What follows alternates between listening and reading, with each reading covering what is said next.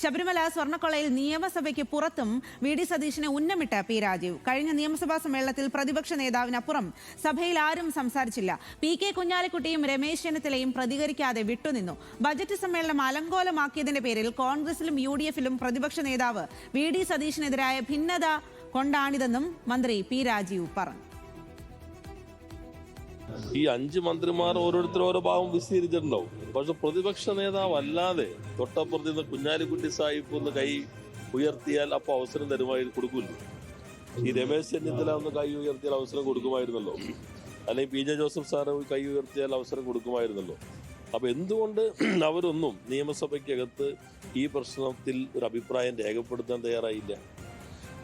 സാധാരണ ഇറങ്ങിപ്പോകുന്ന ഘട്ടത്തിൽ തന്നെ എല്ലാ ഘടകകക്ഷി നേതാക്കന്മാരും സംസാരിക്കാറുണ്ട്. അത് കാണിക്കുന്നത് ബഡ്ജറ്റ് സമ്മേളനം ഇതുപോലെ അലങ്കോലമാക്കിയത് സംബന്ധിച്ച് അവർക്ക് വ്യത്യസ്തമായ അഭിപ്രായം ഉണ്ടെന്നുള്ളതാണ്. രതീഷ് വാസുദേവനാണ് കൂടുതൽ വിവരങ്ങളുമായി ചേരുന്നത്. Ratheesh, P Rajeev V D സതീശനെ ഉന്നമിട്ട് തന്നെയാണ് കൃത്യമായിട്ട് വിമർശനം ഉന്നയിക്കുന്നത്. അത് UDF-ൽ ഭിന്നതയുണ്ട് എന്നാണ് പി രാജീവ് പറയുന്നത്. വി ഡി സതീശനെതിരെ UDF-ൽ തന്നെ അത്തരത്തിൽ വിമർശനങ്ങൾ ഉണ്ട് എന്നുള്ളതാണ്. ഇതിൽ എത്രമാത്രം വാസ്തവമുണ്ട്? എന്താണ് പി രാജീവിന്റെ വാക്കുകളിൽ നിന്നും വ്യക്തമാകുന്നത്? സ്വാതി, തീർച്ചയായും പി രാജീവിന്റെ വാക്കുകൾ വ്യക്തമാക്കുന്നത് അത് തന്നെയാണ്. ഈ സഭയിൽ ഈ ബജറ്റ് സമയത്ത് ഇത്തരം വലിയ വിവാദ വിഷയം ഉയർത്തി സഭ അലങ്കോലമാക്കുന്ന നിലയിലേക്ക് കാര്യങ്ങൾ പോയത് വി ഡി സതീശന്റെ നേതൃത്വത്തിലാണ്. അതിൽ UDF-ന് അതിലൊരു ഏകീകരണമില്ല. UDF നേതാക്കൾ പലരും അതിൽ അസംതൃപ്തരായിരുന്നു. അതുകൊണ്ട് തന്നെയാണ് വി ഡി സതീശന്റെ പ്രസംഗത്തിൽ അവസാനിപ്പിച്ച് ഈ സഭ അലങ്കോലമാക്കി പുറത്തേക്ക് പോകുന്നൊരു സാഹചര്യം ഉണ്ടായത്. എന്തായാലും UDF-ൽ കടുത്ത അതൃപ്തി ഈ സഭ ബജറ്റുമായി ബന്ധപ്പെട്ട് കാര്യങ്ങൾ വിശദീകരിക്കാൻ വിവിധ കക്ഷി നേതാക്കൾക്ക് കഴിഞ്ഞില്ല എന്നതിന് തരത്തിലുള്ള അസംതൃപ്തിയുണ്ട്.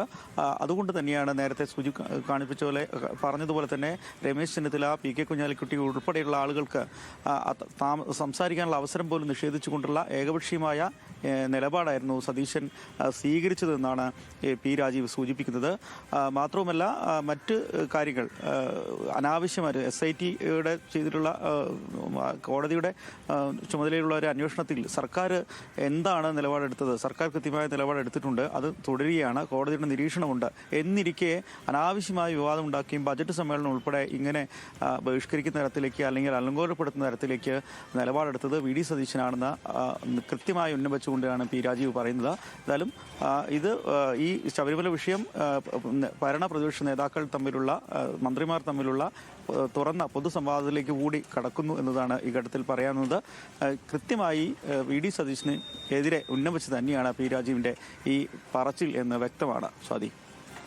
ശരി രതീഷ്, എന്തായാലും സഭയ്ക്ക് അകത്തും പുറത്തുമൊക്കെ വലിയ തരത്തിൽ വിഷയമാകുന്നു. അത് മാത്രമല്ല, മുതിർന്ന നേതാക്കൾ, മന്ത്രിമാരും പ്രതിപക്ഷ നേതാവും തമ്മിലുള്ള നേരിട്ടുള്ള വാക്കേറ്റമൊക്കെയായി മാറുന്നു ഈ ഒരു ശബരിമല സ്വർണ്ണക്കൊള്ള കേസ് എന്നുള്ളതാണ്, ഈ വിഷയം എന്നുള്ളതാണ്.